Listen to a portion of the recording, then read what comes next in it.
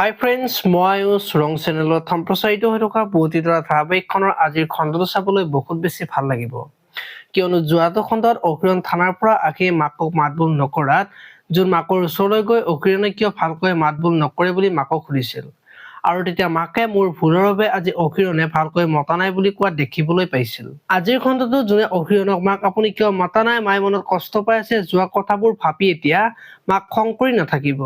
মই আপোনাক সকলো কথা কব, মায়ে আজি মোৰ আগত সকলো কথা কম বুলি কোৱা দেখিবলৈ পাব। এতিয়া বাৰু অকিৰণে জোনক কি কব দেখিবলৈ পাব আজিৰ খণ্ডটোত। ইফালে আকৌ চন্দ্ৰিকা আজি ঘৰ মচি থকা জোনে সি দেখা পাব, আৰু তেতিয়া জোনে চন্দ্ৰিকাক বাইদেউ আপুনি কিয় এইবোৰ কৰি আছে, দিয়ক মই কৰো বুলি কব। আৰু তেতিয়া চন্দ্ৰিকাই জোনক বেয়াকৈ কব, আৰু এতিয়াতো এইখন ঘৰৰ মালিক তইহে বুলি কোৱা দেখিবলৈ পাব। আনফালে আকৌ অকিৰণ বেদৰ ওচৰলৈ যাব আৰু মোৰ ভণ্টিক সহায় কৰিবলৈ গৈ আজি নিজে বিপদত পৰিব লগা হল বুলি কব, আৰু তেতিয়া অকিৰণে মায়ে কোৱা কথাবোৰ সঁচানে বুলি সুধিব। এতিয়া বাৰু বেদই অকিৰণক কি কব দেখিবলৈ চাই থাকক পুৱতিতৰা নামৰ ধাৰাবাহিকখন। আপোনালোকে পুৱতিতৰা ধাৰাবাহিকখন চাই কেনেকুৱা পাই কমেন্ট কৰি জনাব, আৰু যদি আপোনালোকে এতিয়ালৈকে চেনেলটো ছাবস্ক্ৰাইব কৰা নাই তেতিয়াহলে চেনেলটো ছাবস্ক্ৰাইব কৰি ভিডিঅ'টোত এটা লাইক কৰি দিব। ধন্যবাদ।